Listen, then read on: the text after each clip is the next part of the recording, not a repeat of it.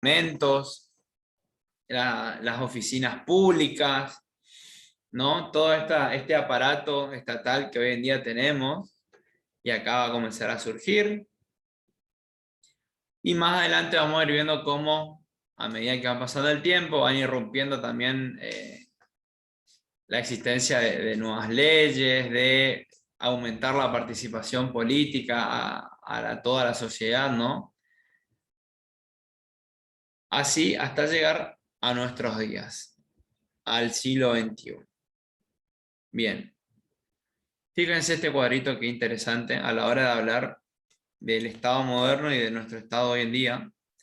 ¿Cuáles son los elementos que lo componen?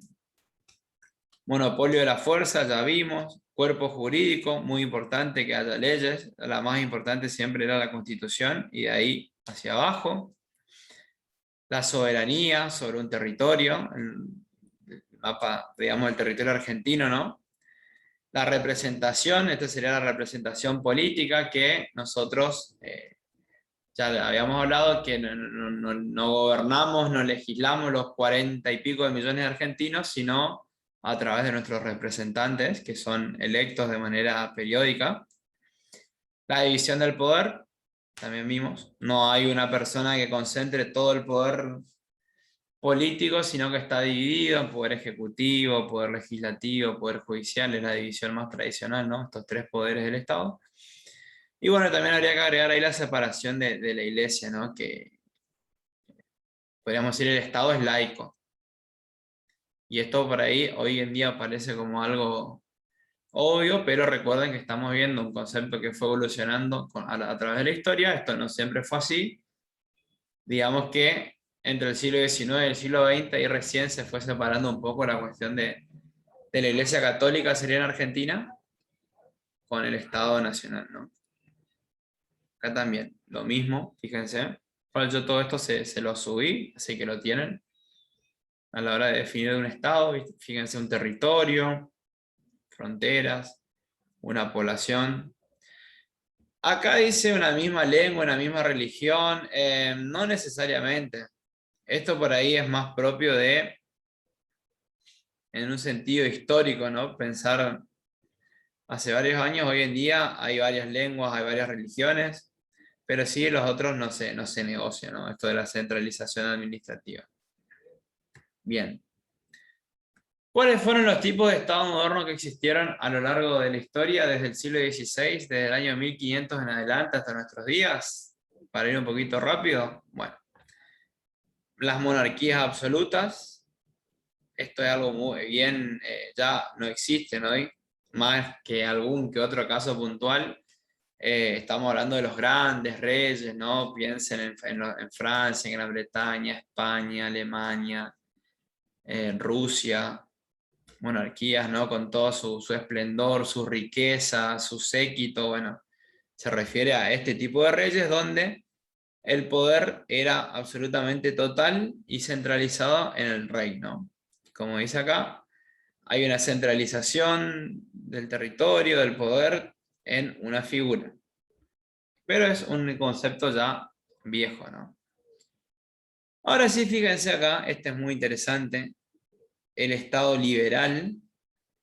Porque acá vamos a comenzar a ver cómo de a poco la participación política no va a ser exclusivo de un grupo muy minúsculo, de un rey y su familia o de la llamada nobleza, sino que se va a comenzar a extender a una mayor parte de la población, ¿no? Hoy en día sabemos que la participación política es total, uno puede ir a votar independientemente de su condición económica, social, lo que sea, ¿no?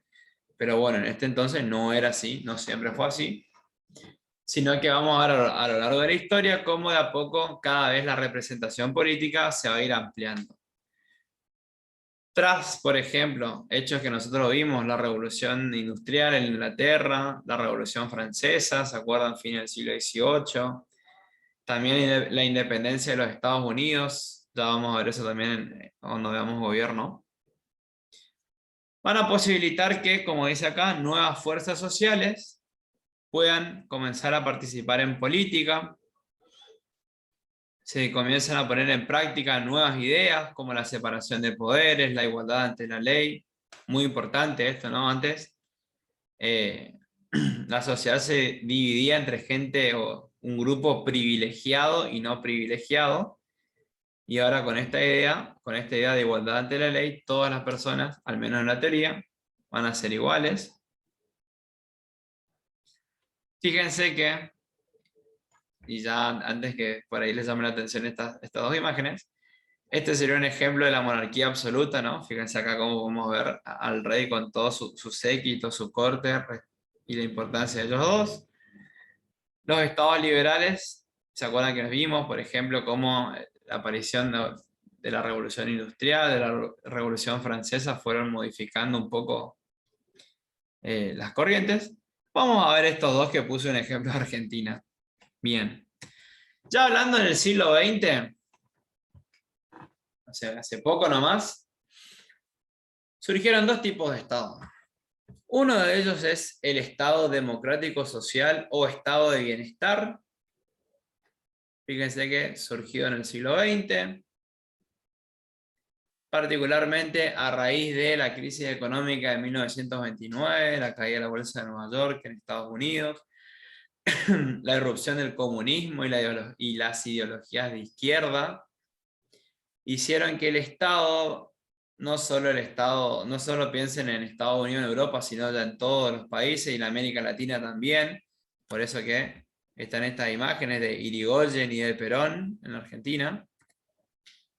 El Estado va a comenzar a intervenir en la economía, va a comenzar a aplicar una serie de políticas públicas para beneficiar a la mayoría de la población, sobre todo los sectores, podríamos decir, de clase media y clases populares. Va a aumentar el gasto público, va a comenzar a redistribuir un poco la riqueza, y la política va a dejar de ser definitivamente una actividad para algunos pocos, ¿no? Con estos estados y sobre todo con esos dos partidos que les mencioné, la Unión Cívica Radical y el Partido Peronista, independientemente si estamos a favor o en contra, son partidos que van a permitir que la mayoría de la población participe, ¿no? Quien quiera participar en política esté libre de hacerlo y pueda, ¿no? Así que este tipo de Estado, fíjense que podríamos decir en mayor o menor medida que es el que tenemos hoy en día, pero obviamente que debe tener sus diferencias, pero la idea por ahí es un poco la misma, ¿no? La de que el Estado intervenga y garantice, al menos en teoría, algunas cuestiones como el acceso a un trabajo, la educación, la salud, la vivienda. Son por ahí algunas de las esferas que el estado de bienestar va a intentar, podríamos decir, subsanar o intervenir en sus ciudadanos, ¿no? Y por último, y con esto voy a terminar esta primera parte, está el Estado neoliberal, es una palabra que por ahí la habrán escuchado, neoliberal, neoliberalismo. Es un tipo de Estado que surgió hace muy poquito tiempo, fines de la década del 80 y la década del 90, o sea, 1980, 1990, que se originó en los Estados Unidos y Gran Bretaña, sobre todo en los Estados Unidos, y que también estuvo muy caracterizado o influenciado por el contexto histórico, ¿no? Porque este Estado surgió cuando se finalizó, podríamos decir, la famosa Guerra Fría, el enfrentamiento entre los Estados Unidos y la Unión Soviética, este enfrentamiento ideológico, que finalizó en la década del 90, porque la Unión Soviética se disolvió. Entonces podríamos decir, entre comillas, que los Estados Unidos ganaron, el modelo económico capitalista de los Estados Unidos triunfó. También tenemos que agregar la llamada globalización y sobre todo la aparición del Internet, ¿no? La revolución de las comunicaciones, que más que teléfonos, celulares, tenemos que hablar del Internet y la posibilidad de tener acceso a información en segundos y estar comunicándonos con China en segundos también. Bueno, todas estas cuestiones hicieron que surja un nuevo tipo de Estado, el Estado neoliberal, donde al menos se intentó que el sector privado avance más sobre algunas cuestiones del sector público. que el Estado tenía que disminuir el gasto público, tenía que gastar menos, tenía que ser más eficiente, tenía que delegar muchas de sus funciones al sector privado, ¿no? Digo esto porque en la Argentina el mejor ejemplo de este Estado neoliberal tuvo justamente lugar en la década de los 90 y sobre todo durante el gobierno de Carlos Menem, que está acá en la foto. Una época en la que Argentina se caracterizó por las privatizaciones de muchos servicios públicos como el teléfono, aerolíneas argentinas, la YPF, las compañías de teléfono, ya dije, los ferrocarriles, entre otras, las jubilaciones, por ejemplo, el sistema previsional, entre otras cuestiones más, que respondían a un tipo de modelo económico barra Estado que era el Estado neoliberal, ¿no?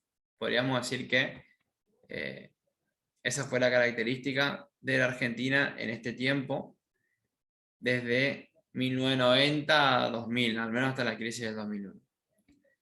Así que bueno, en líneas generales, esto era, esta breve exposición viene a completar lo que estuvimos viendo la semana pasada, la clase de Estado, con esta caracterización de los tipos de Estado, recuerden, siempre basándonos en este autor. Cuando vayan a leer este autor, Carminal Badía, ustedes van a encontrar